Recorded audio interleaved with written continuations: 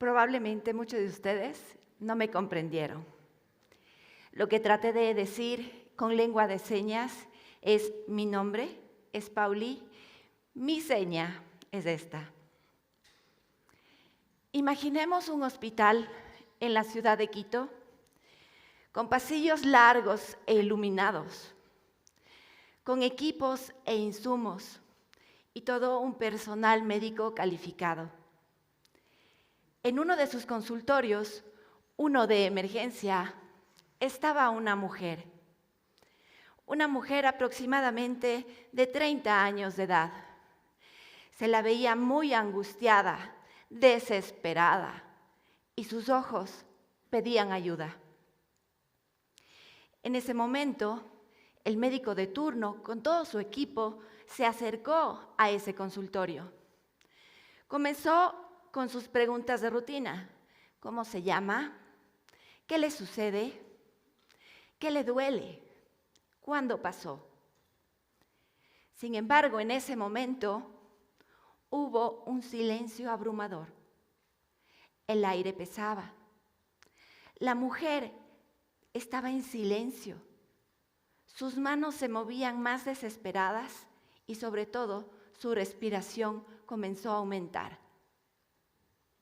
Algo no encajaba, algo sucedía. Era obvio, era una persona sorda.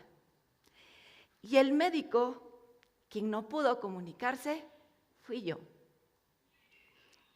Desde ahí algo pasó en mí, algo movió mi forma de pensar, mi estructura como médico, con todo el aprendizaje que nos llevó a hacer la práctica médica. En ese momento,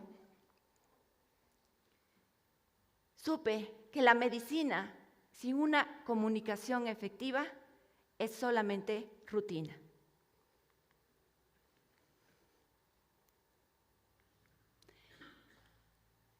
Según la Organización Mundial de la Salud, menciona que son más de 430 millones de personas que pertenecen a la comunidad sorda. Eso quisiera decir que es similar a ser el tercer país más grande del mundo. Es una realidad invisible, porque no son visibles las personas sordas, sino cuando tenemos ya el contacto. Esto es más o menos una relación como la ciudad de Tulcán por el número de habitantes, o la provincia de Zamora Chinchipe. De esta población, el 89.1% acude a los servicios de salud pública y el 18.1% a los servicios de salud privada. Tomemos en cuenta que de esta población, de esta comunidad sorda, la mayor población son de la provincia de Pichincha, Guayas y Manabí.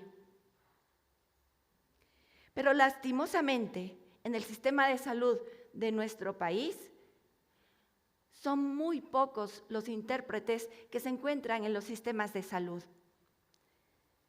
Sin embargo, la Ley Orgánica de Discapacidades garantiza una atención de salud accesible, a lo cual, ante este enunciado, la brecha a la realidad es muy distante. Las leyes que rigen el tema de accesibilidad en salud con personas con discapacidad viene desde el año 2006. Mi experiencia fue hace más de 13 años, en el 2012, y la realidad no ha cambiado mucho. Y esto es una problemática real, no solamente en nuestro país, en Latinoamérica y en el mundo. Porque una persona sorda que acude a un sistema de salud donde no va a poder entender, no va a poder expresarse de la manera como un oyente, porque hay un sistema de salud para oyentes, lo que va a suceder es que los tratamientos sean quizás mal dados, con un diagnóstico probablemente erróneo, y que no se cumplan las indicaciones médicas como deben ser. Esto implica también que las personas sordas reiteren su visita al médico porque no han resolvido su problema o, en su defecto, que haya una desconfianza total en los sistemas de salud.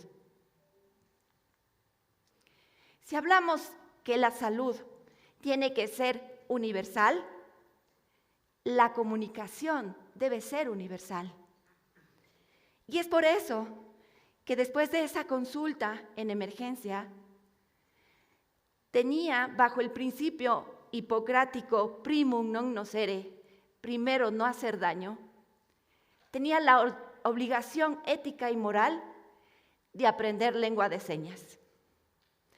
No fue un trabajo fácil, era involucrarme con un nuevo idioma, con nuevas costumbres de una cultura sorda maravillosa, de una comunidad de personas sordas que tienen un legado y una historia de rechazo. Esto me motivó cada día a ir aprendiendo, a pesar de que mis señas eran un poco torpes, mis gestos un poco inseguros y lentos.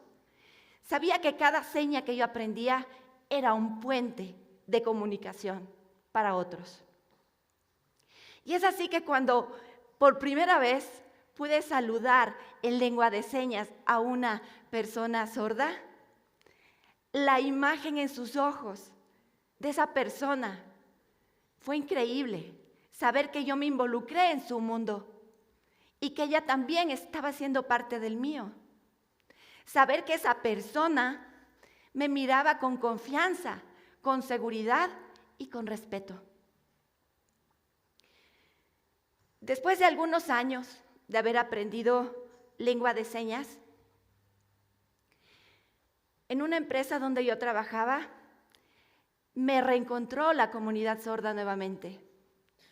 Esta vez se acercaban a mí no solamente porque soy médico, se acercaban con mucha mayor confianza porque sabían que yo tenía algo en mis manos que les acercaba, porque yo sabía lengua de señas.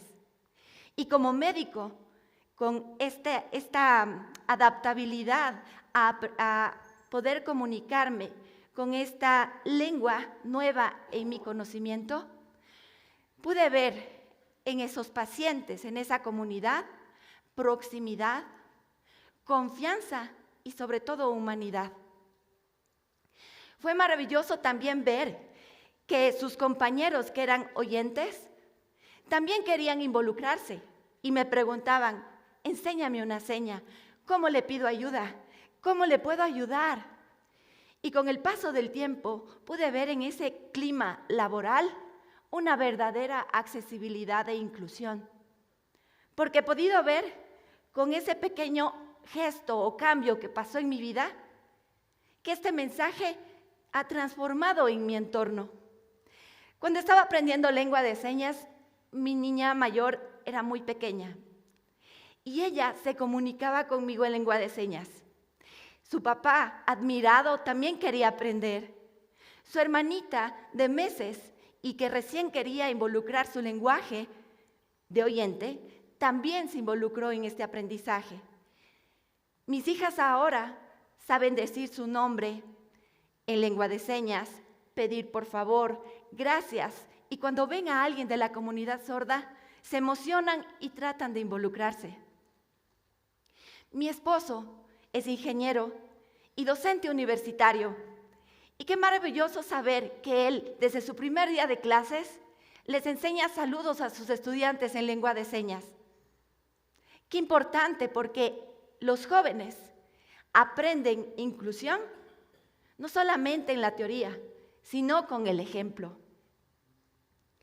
Las manos son un eje transformador que conecta y que puede romper muros invisibles.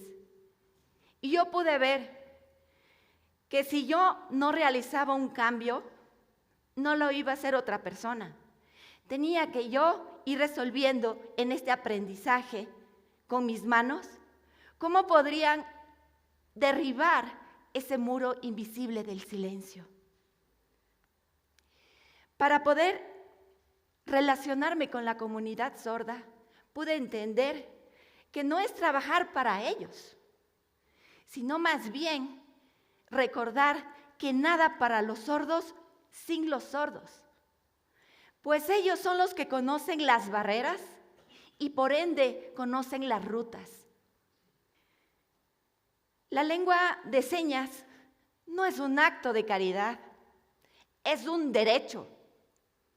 Y es así que la Convención de Igualdad para las Discapacidades indica que es obligatorio tanto la información y la comunicación accesible en salud para garantizar el derecho a la vida y garantizar un servicio sanitario de calidad.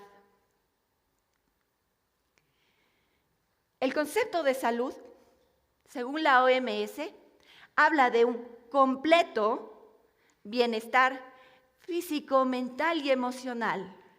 Y viene a mi memoria, además de su desesperación de la paciente en el 2012, no tenía un bienestar. Y claro, para tener bienestar, nosotros requerimos garantizar una comunicación accesible.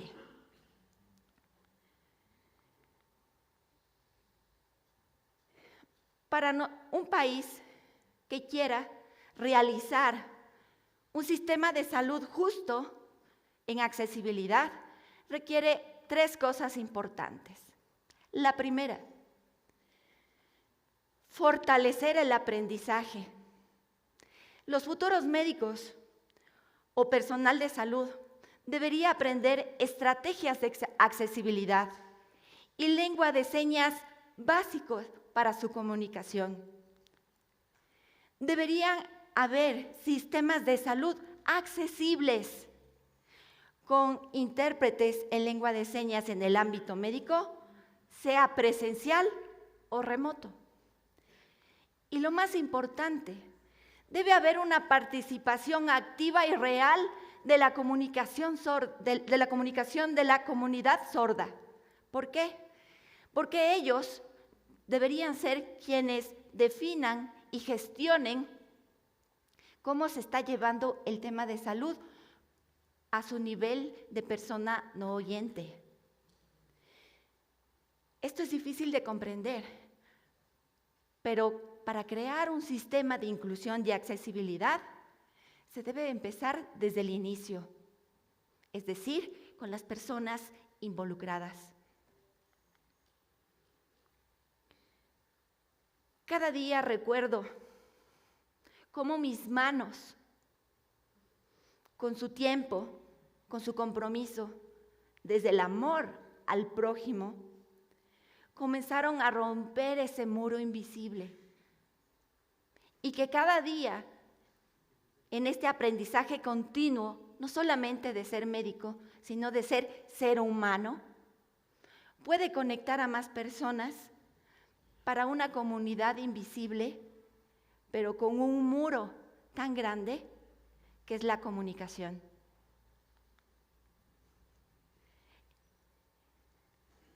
La comunicación no es efectiva solamente cuando hablamos claro. La comunicación es efectiva cuando entendemos y comprendemos al otro ser humano. Por eso no solamente se trata de entender, se trata de interpretar. Y aquí es donde yo me hago una pregunta. En el sistema de salud, ¿hasta cuándo vamos a seguir atendiendo sin entender? ¿Hasta cuándo la medicina se va a basar solamente en protocolos y no en la parte donde yo sé que realmente estoy comunicándome con una persona y le entiendo, le comprendo y me conecto? Un profesional que aprende lengua de señas no solamente es que ha aprendido algo extra. Cuando yo quise aprender lengua de señas, no fue por un tema económico, no es que iba a ganar más, no es que me iban a dar un puesto mayor por aprender lengua de señas, no, porque me sostuve en el propósito de ser parte del cambio.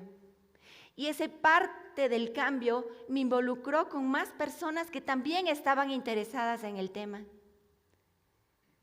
¿Por qué no ser parte del cambio? Una pequeña acción hace una gran diferencia. Cuando nosotros estamos conectados con el otro, cuando en realidad sentimos la necesidad del otro, se llama una verdadera empatía. Y eso es lo que debe tener un profesional, no solamente una nueva herramienta, sino una empatía real, donde los gestos, donde las señas sean un lenguaje de salud. Esto nos conecta. Esto nos conecta con otra realidad que a veces no vemos. Y es una realidad que la tenemos presente no de ahora, sino de siempre. Y qué emocionante sería que la comunidad sorda y la comunidad oyente sea más equitativa e incluyente. Podemos ser parte del cambio. Un médico que sepa escuchar, un médico que sepa entender, puede ser parte de un cambio, no solo de una comunidad no oyente, sino de una comunidad en general.